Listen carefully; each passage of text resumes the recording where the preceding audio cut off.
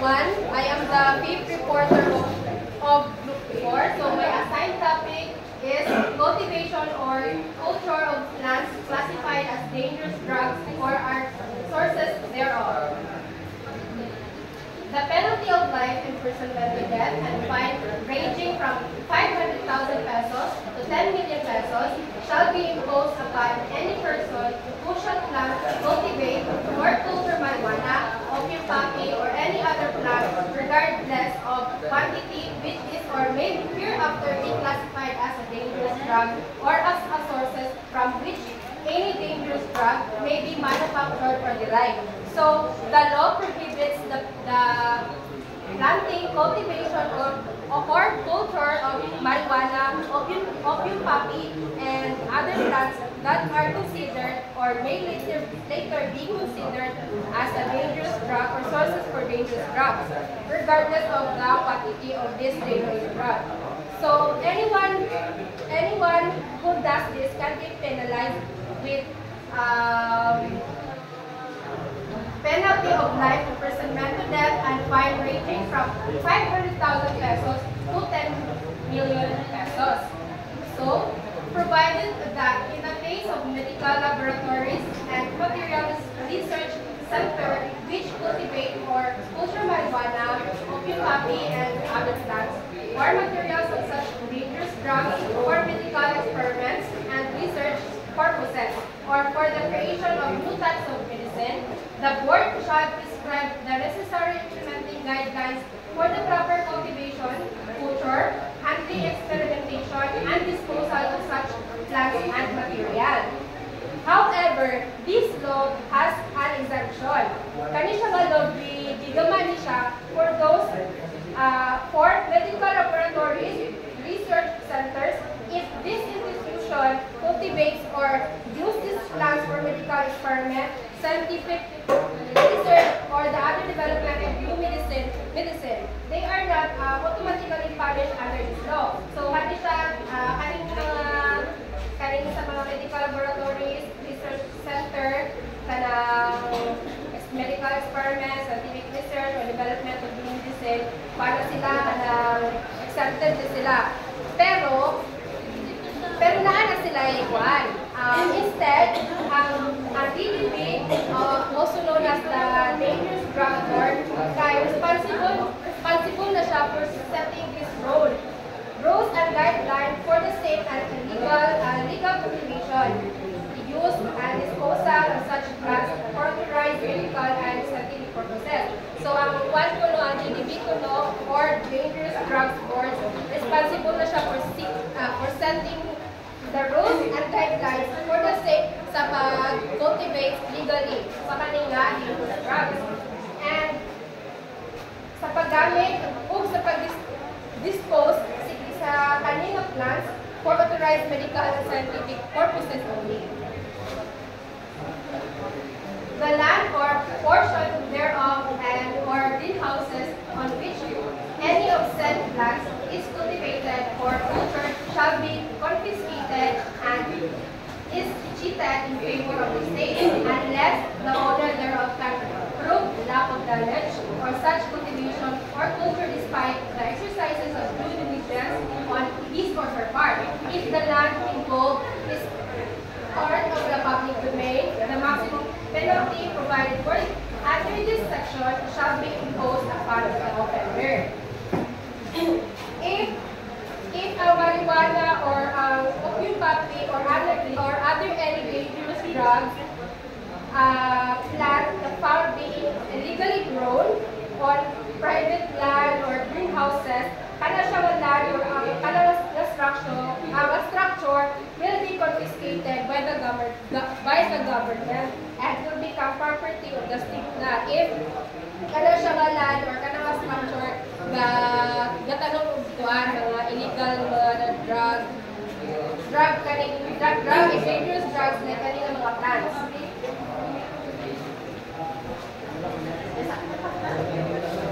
However, if the owner of the land or ground greenhouses can prove that they had no knowledge of the illegal activity and exercises due diligence, meaning they took responsible steps to prevent or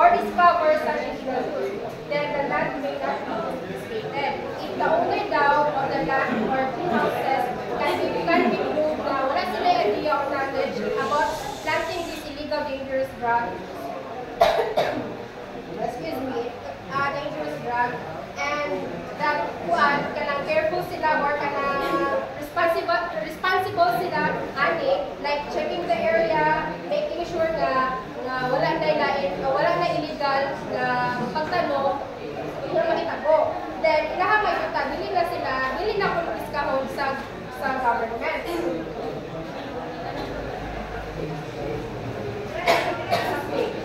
The maximum penalty provided for aggravated section shall be imposed upon any person who organizes, manages, or acts as a financer of any of the illegal activities prescribed in this section. So, the highest possible penalty under this law, will be given to anyone na kinsa itong mga organize, nag-manage, nag-provide funding of non-profit financer for the illegal activities described in this section. Why? Ang rason na kay kaning mga individuals are considered the mastermind or enablers of the crime. So the law punishes them more severely at deter high-level involvement.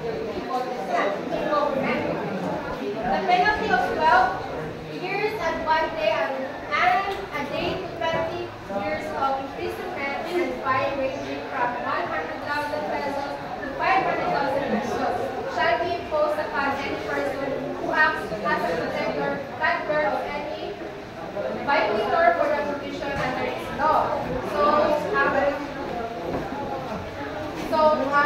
This law applies to anyone who protects or shelters individuals who violate the law, like hiding them from authority for housing them with arrest, imprisonment, penalty kay 12 years, 1 day, 20 years of imprisonment, tapos na sila ay fine na umabot from 100,000 to 500,000 pesos. Number 14, maintenance and keeping of original records of the transaction of dangerous drugs and or controlled precursor and essential chemicals.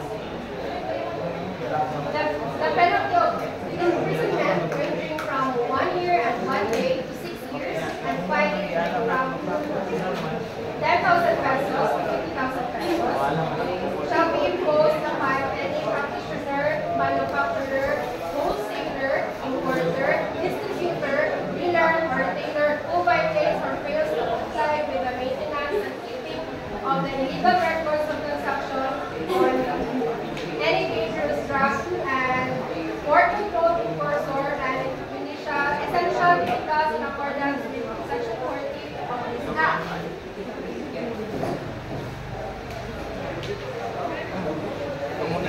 So, this law punishes people and businesses involved in handling dangerous drugs or chemicals if they fail to properly keep the records of their transaction. Like, sila rin ang covered for to this law ay katong mga doctors or professional, manufacturers, wholesalers, importers, distributors, dealers, and retailers. They are required to keep the original and accurate record of all transactions involving dangerous drug or chemical. If ma-fail sila ubas sa ating mga butawa, kaya makapine sila o makapenalty sila to 1 year and 1 day to 6 years, tapos may fine pa yun nga 10,000 years. Then, ma-extra penalty po di siya to those professional license, like extra penalty din po di siya na kuhaan ang ma-revoke ang lisensya sa usang professional.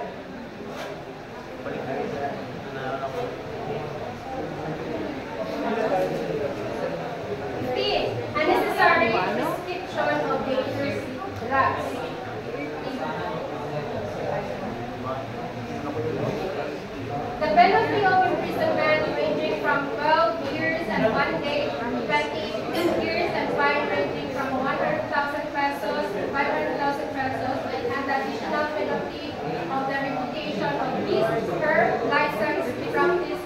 be imposed upon the practitioner who shall prescribe any dangerous drug to any person whose physical or physiological condition does not require the use or in the dosage prescribed therein as determined by the board in consultation with recognized competent experts who are authorized representatives of professional organization of practitioner, particularly those who are involved in this care person with severe pain or from section 18 siya. So this law is about doctors or healthcare practitioners who prescribe dangerous drugs like certain medication or controlled substance improperly. This law applies to doctors or healthcare practitioners who prescribe dangerous drugs. If a doctor who prescribe a dangerous drug to someone who doesn't really need it or who gives the wrong dosage is violating the law. For example, kanang prescribe sila kanang strong pain medication to someone who doesn't have a condition that requires it or giving a dose that's too high. Then, pinagyan sila o imprisonment ranging from 12 years and 1 to 20 years and fine ranging from 100,000 to 500,000 pesos.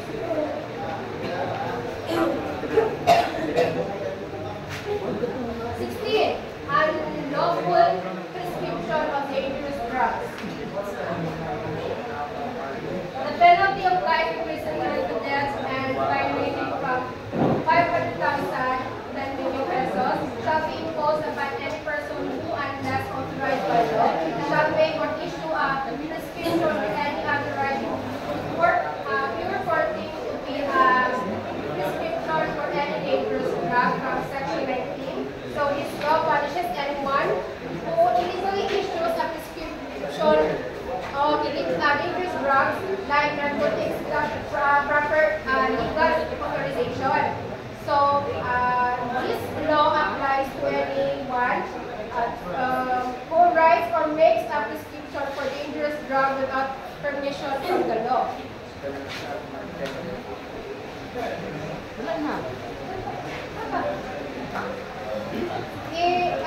So, ilahang penalty ani kay life imprisonment to death, then ilahang fine kay 500 to 10 million pesos.